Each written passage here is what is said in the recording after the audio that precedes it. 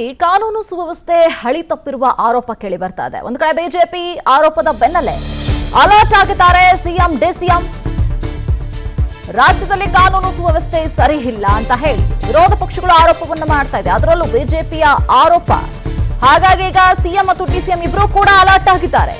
ಇಂದು ಬರ ಮಳೆ ಸಂಬಂಧ ಸಿಎಂ ನೇತೃತ್ವದಲ್ಲಿ ಸಭೆ ನಡೆಸುವಂತಹ ಸಾಧ್ಯತೆ ಇದೆ. ಸಭೆಯ ಬಳಿಕ ರಾಜ್ಯದ ಕಾನೂನು ಸುವ್ಯವಸ್ಥೆ ಸಂಬಂಧ ಸಭೆ ನಡೆಯುತ್ತೆ. CM Siddaramaiah, DCM D K Shivakumar, ಗೃಹ ಸಚಿವ ಡಾಕ್ಟರ್ ಜಿ ಪರಮೇಶ್ವರ್ ಸಭೆ ನಡೆಸುವಂತಹ ಸಾಧ್ಯತೆ ಇದೆ. ಎಸ್ಪಿಗಳಿಗೆ ಖಡಕ್ ಸಂದೇಶವನ್ನ ರವಾನೆ ಮಾಡ್ತಾರೆ. ಇವತ್ತು ಜಿಲ್ಲಾ ಉಸ್ತುವಾರಿ ಸಚಿವರಿಗೂ ಕೂಡ ಖಡಕ್ ಸೂಚನೆ ಸಾಧ್ಯತೆ ಇದೆ. ಯಾಕಂದ್ರೆ ನೇಹಾ ಹತ್ಯೆ ಪ್ರಕರಣ ಇರಬಹುದು, ಈಗ ಅಂಜಲಿ ಹತ್ಯೆ ಪ್ರಕರಣ, ಇದೆಲ್ಲದಕ್ಕೂ ಕೂಡ ವಿರೋಧ ಪಕ್ಷಗಳಿಗೆ ಅಸ್ತ್ರ ಆಗ್ಬಿಟ್ಟಿದೆ.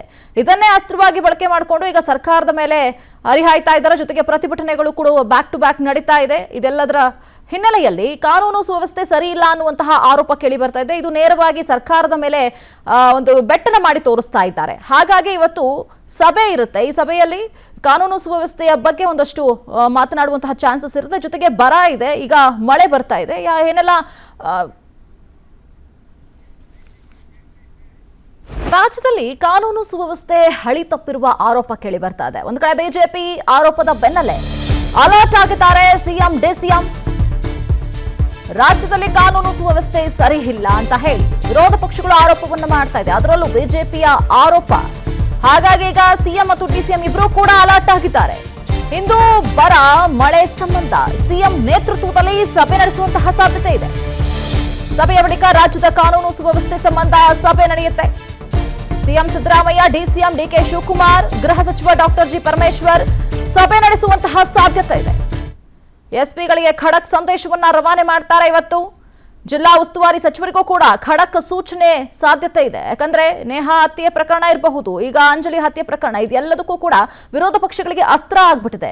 ಇದನ್ನೇ ಅಸ್ತ್ರವಾಗಿ ಬಳಕೆ ಮಾಡಿಕೊಂಡು ಈಗ ಸರ್ಕಾರದ ಮೇಲೆ ಹರಿಹಾಯ್ತಾ ಇದ್ದಾರೆ. ಜೊತೆಗೆ ಪ್ರತಿಭಟನೆಗಳು ಕೂಡ ಬ್ಯಾಕ್ ಟು ಬ್ಯಾಕ್ ನಡೀತಾ ಇದೆ. ಇದೆಲ್ಲದರ ಹಿನ್ನೆಲೆಯಲ್ಲಿ ಕಾನೂನು ಸುವ್ಯವಸ್ಥೆ ಸರಿ ಇಲ್ಲ ಅನ್ನುವಂತಹ ಆರೋಪ ಕೇಳಿ ಬರ್ತಾ ಇದೆ. ಇದು ನೇರವಾಗಿ ಸರ್ಕಾರದ ಮೇಲೆ ಒಂದು ಬೆಟ್ಟನ ಮಾಡಿ ತೋರಿಸ್ತಾ ಇದ್ದಾರೆ. ಹಾಗಾಗಿ ಇವತ್ತು ಸಭೆ ಇರುತ್ತೆ. ಈ ಸಭೆಯಲ್ಲಿ ಕಾನೂನು ಸುವ್ಯವಸ್ಥೆಯ ಬಗ್ಗೆ ಒಂದಷ್ಟು ಮಾತನಾಡುವಂತಹ ಚಾನ್ಸಸ್ ಇರುತ್ತೆ. ಜೊತೆಗೆ ಬರ ಇದೆ, ಈಗ ಮಳೆ ಬರ್ತಾ ಇದೆ, ಏನೆಲ್ಲ ರಾಜ್ಯದಲ್ಲಿ ಕಾನೂನು ಸುವ್ಯವಸ್ಥೆ ಹಳಿ ತಪ್ಪಿರುವ ಆರೋಪ ಕೇಳಿ ಬರ್ತಾ ಇದೆ. ಒಂದು ಕಡೆ ಬಿಜೆಪಿ ಆರೋಪದ ಬೆನ್ನಲ್ಲೇ ಅಲರ್ಟ್ ಆಗಿದ್ದಾರೆ ಸಿಎಂ ಡಿಸಿಎಂ. ರಾಜ್ಯದಲ್ಲಿ ಕಾನೂನು ಸುವ್ಯವಸ್ಥೆ ಸರಿ ಇಲ್ಲ ಅಂತ ಹೇಳಿ ವಿರೋಧ ಪಕ್ಷಗಳು ಆರೋಪವನ್ನು ಮಾಡ್ತಾ ಇದೆ. ಅದರಲ್ಲೂ ಬಿಜೆಪಿಯ ಆರೋಪ. ಹಾಗಾಗಿ ಈಗ ಸಿಎಂ ಮತ್ತು ಡಿಸಿಎಂ ಇಬ್ರು ಕೂಡ ಅಲರ್ಟ್ ಆಗಿದ್ದಾರೆ. ಇಂದು ಬರ ಮಳೆ ಸಂಬಂಧ ಸಿಎಂ ನೇತೃತ್ವದಲ್ಲಿ ಸಭೆ ನಡೆಸುವಂತಹ ಸಾಧ್ಯತೆ ಇದೆ.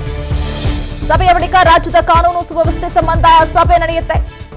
CM Siddaramaiah, DCM D K Shivakumar, ಗೃಹ ಸಚಿವ ಡಾಕ್ಟರ್ ಜಿ ಪರಮೇಶ್ವರ್ ಸಭೆ ನಡೆಸುವಂತಹ ಸಾಧ್ಯತೆ ಇದೆ. ಎಸ್ಪಿಗಳಿಗೆ ಖಡಕ್ ಸಂದೇಶವನ್ನ ರವಾನೆ ಮಾಡ್ತಾರೆ. ಇವತ್ತು ಜಿಲ್ಲಾ ಉಸ್ತುವಾರಿ ಸಚಿವರಿಗೂ ಕೂಡ ಖಡಕ್ ಸೂಚನೆ ಸಾಧ್ಯತೆ ಇದೆ. ಯಾಕಂದ್ರೆ ನೇಹಾ ಹತ್ಯೆ ಪ್ರಕರಣ ಇರಬಹುದು, ಈಗ ಅಂಜಲಿ ಹತ್ಯೆ ಪ್ರಕರಣ, ಇದೆಲ್ಲದಕ್ಕೂ ಕೂಡ ವಿರೋಧ ಪಕ್ಷಗಳಿಗೆ ಅಸ್ತ್ರ ಆಗ್ಬಿಟ್ಟಿದೆ.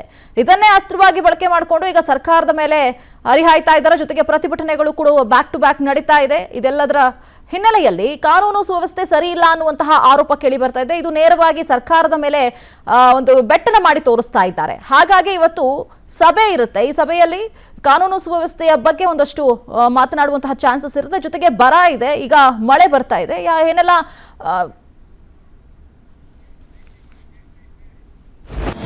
ಅನುಕ್ಷಣದ ಸುದ್ದಿಗಳಿಗಾಗಿ ವಿಸ್ತಾರ ನ್ಯೂಸ್ ಯೂಟ್ಯೂಬ್ ಚಾನೆಲ್ ಸಬ್ಸ್ಕ್ರೈಬ್ ಮಾಡಿ. ಹೊಸ ಸುದ್ದಿಗಳ ನೋಟಿಫಿಕೇಶನ್ಗಾಗಿ ಬೆಲ್ ಐಕಾನ್ ಕ್ಲಿಕ್ ಮಾಡಿ.